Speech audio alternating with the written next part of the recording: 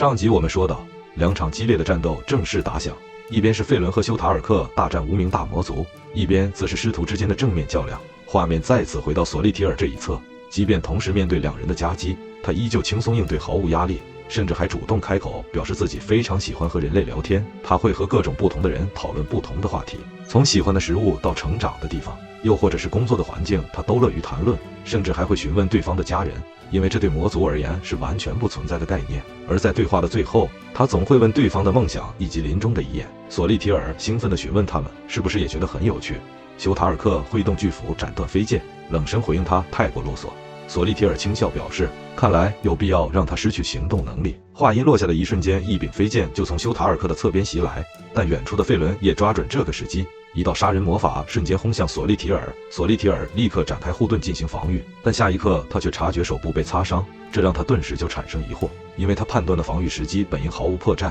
但费伦没有给他喘息的空间，紧接着再度发起连续猛攻。即便索利提尔再度及时展开防御，他的身体依旧接连遭到攻击。这一刻他终于察觉问题所在，那就是费伦的魔法的释放速度非常快，这已经不再只是单纯的杀人魔法。于是他兴奋地开口询问，这究竟是什么魔法？然而费伦并没有回应，攻击持续压向索利提尔，强烈的冲击瞬间就掀起大片烟雾。但当烟雾散去之后，索利提尔依旧毫发无伤地站在原地，这让费伦一时难以理解，因为自己的攻击明明已经全部命中。然而就当他直视对方那压倒性的魔力量时，才终于明白自己的攻击是被对方庞大的魔力所干扰了，自己至今累积的魔法与战斗技巧在这份魔力量面前显得毫无意义。魔族的寿命更是远远长于人类，这是物种之间无法跨越的差距。索利提尔随即开口表示，刚才那一招应该是优化过速度的杀人魔法吧，自己还是第一次看到这么有趣的魔法，作为回礼，自己也让他们见识一下吧，自己最为擅长的魔法。下一瞬间，费伦的防御魔法瞬间破裂，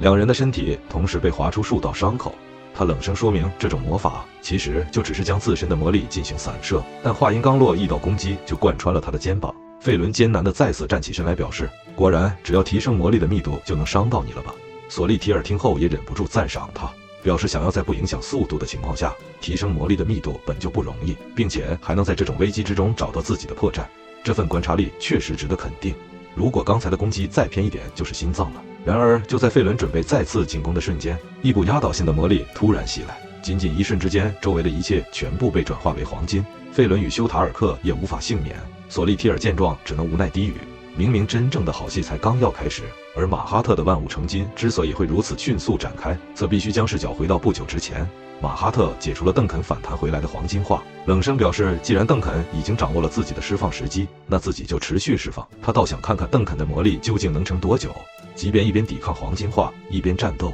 他自己也能撑上3天。然而邓肯看住周围迅速扩张的黄金领域，没有犹豫，立刻转身狂奔。马哈特见状当即表示，他这样做根本毫无意义，因为黄金化的速度远远快于他的逃离速度。然而邓肯的目标却根本不是逃跑，而是去救芙莉莲。他很清楚，一旦连芙莉莲都被黄金化，这场战斗就彻底结束了。但就在他全力冲刺之际，索利提尔却突然出现在前方，拦下去路，让他在临死前说出遗言。下一刻，无数飞剑瞬间袭向邓肯，而邓肯却在那一刻解除咒反魔法，利用黄金化挡下攻击，即便自身也会被吞噬，但至少未来仍留下一丝的可能性。随着邓肯、费伦、休塔尔克、远处的村民以及芙莉莲全都化为了黄金，战斗也在这一刻彻底结束了。但马哈特并没有露出满意的神情，随后就转身准备离开，但索利提尔却停在原地思索，这让马哈特顿时就感到疑惑。索利提尔随即解释道，芙莉莲曾在不久前击败7崩贤之一的阿乌拉，自己透过残留魔力分析出一件很异常的事，那就是芙莉莲竟然解除了不死军团的服从魔法，而阿乌拉早在80年前就与勇者一行交过手。马哈特听后难以置信，询问是否意味着芙莉莲仅凭当年的记忆就解析了魔法。但索利提尔并不认为人类能做到这种事，因为人类与魔族的构造完全不同，无法理解原理就意味着无法解除。但解决问题从来不只有理解原理一种方式，就像人类在不知道浮力时就造出了船，在不理解风的本质前就利用了帆。人类自古以来就拥有应对未知的能力，而这一切的核心就是观察。马哈特听后也明白过来，芙莉莲此刻正在解析他的记忆，而他数百年来施展过的万物成金魔法全部都会成为他观察的素材。索利提尔当即表示没错，这场战斗一定还远远没有结束，因为对手可是葬送的芙莉莲，而此刻被黄金化的芙莉莲意识中再次浮现与勇者辛梅尔一行人的过去。当年他们曾被7崩贤之一的贝泽用结界困住，芙莉莲冷静表示应该放弃，认为冒险已经走到终点，但辛梅尔却反驳，如果连想象都做不到，那魔法也无法实现。芙莉莲不该在这里放弃。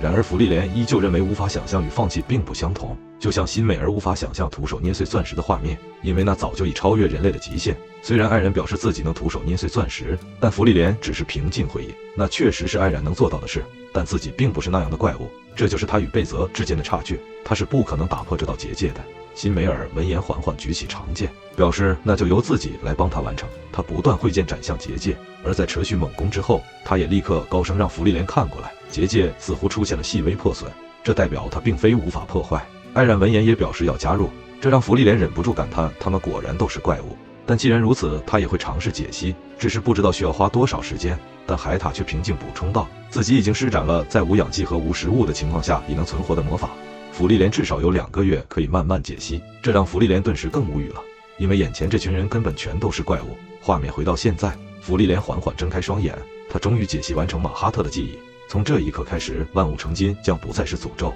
随后画面转入邓肯的记忆之中，莱克蒂雷轻声将他唤醒，并祝贺他获得勋章。邓肯却表示自己不仅得到了勋章，还获得了巨额的财富，也许这样他就不会死去了吧。但看着对方困惑的神情，邓肯也明白了这只是梦境。他轻声说起当年得到勋章的那一天，原本打算隔日就回去见他，却终究没能赶上最后一面。而如今即便只是梦中最后一次相遇也足够了。但莱克蒂雷却不解为何是最后。邓肯则解释道，即使这半世纪以来自己在训练上从未懈怠，但与马哈特的差距却依旧无法跨越，自己终究还是无法战胜他。然而莱克蒂雷却觉得这没什么，邓肯败给马哈特的样子他早已看过无数次，他只知道邓肯从来没有放弃过，即使陷入绝境也会挣扎到最后一刻。邓肯闻言也不禁会想到，自己似乎曾经成功伤到过马哈特，而就在此时他的意识也被拉回现实。在看到芙莉莲竟然解除自己的黄金画后，他难以置信地询问究竟过了多久，芙莉莲却只是平淡表示不过1小时，这让邓肯震惊不已，他竟真的破解了这个魔法。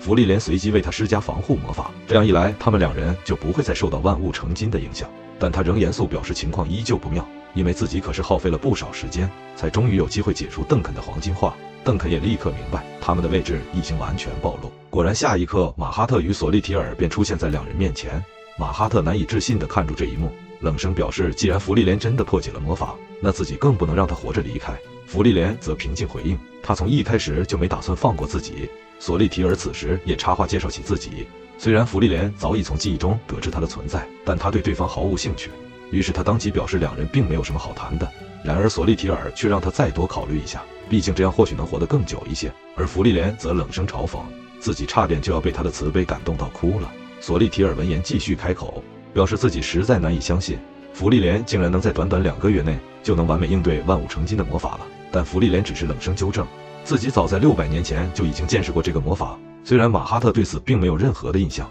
但芙莉莲却觉得这很正常，因为当年的自己在他眼中不过是个狼狈逃走的魔法使，根本不值得记住。而他当初仅仅是恢复被黄金化的右手，就耗费了将近100年的时间。也正因为有了那次经验，他才确信只要给自己时间，自己就能解除被黄金化的身体。马哈特随即追问，这是否就是他先前挑衅的理由？芙莉莲平静回应，那只是为了提高解析的精准度，他需要亲眼见证对方施法的瞬间。马哈特闻言不禁笑出声，直言他简直是个疯子，毕竟连他自己都无法保证能恢复被黄金化的身体吧。芙莉莲也坦诚当时确实是在赌，但马哈特没有出手，说明他对咒反魔法仍有所忌惮。这也意味着万物成金并非完美，而仅仅是这一点资讯就已经足够了。魔法的本质就是想象力的世界，如今在解析完马哈特的记忆之后，已经掌握了万物成金的理论框架，自己甚至有能力将整个黄金箱复原，只是这需要时间，因此自己并不会现在动手。话音落下，芙莉莲冷声宣告开战。下一瞬间，地狱业火便席卷而出，索利提尔立刻展开防御，同时质问芙莉莲是否过于自信了，毕竟眼前的敌人可是2名大魔族，在这种情况下撤退才是最合理的选择。但芙莉莲一边持续压制马哈特，一边冷冷回应自己当然想撤，但若让这个人类之敌活着离开，对人类而言风险实在是太大。索利提尔听后轻笑，认为这种说法未免太过难听了吧。明明芙莉莲已经看过他的记忆，他可是从心底渴望与人类共存的魔族。然而就在他说话的同时，飞剑已经贯穿邓肯的防御，而芙莉莲也因为分心关注邓肯，被马哈特斩出一道伤口，但所幸2人都避开致命伤。芙莉莲随即冷声回应，马哈特确实渴望与人类共存，这一点是毫无疑问的，他甚至愿意对这样的理想表示敬意。他是自己所知第二个试图实现共存的魔族，但这同时也是双方无法理解彼此的根本原因，因为他越是追求共存，死在他手上的人只会更多，而马哈特却认为这并没有问题，只要最终能达成共存即可。但芙莉莲却反问道，那究竟还需要杀多少人才能得到答案？曾经的魔王也怀抱同样的理念，甚至为此毁灭了2/3的人类，因此马哈特的理想终点只会是人类的灭绝，而人类是不可能坐视这样的未来到来的。任何事情都是有因果的，此刻属于马哈特的报应也来临了。马哈特听到这番话后，回想起领主曾经的遗言，低声问道，自己最终是否成为了恶？那还真是自己无上的光荣。马哈特催促芙莉莲赶紧动手，因为自己能感觉到自己已经很接近答案，自己很快就能理解那些情感了。但就在此时，邓肯却出声打断，请求将马哈特交给自己。芙莉莲平静询问他是否有胜算，而从邓肯的表情中，他也得到了答案，于是淡淡回应，那么索利提尔就由自己来对付。就此，新一轮的大战也正式打响。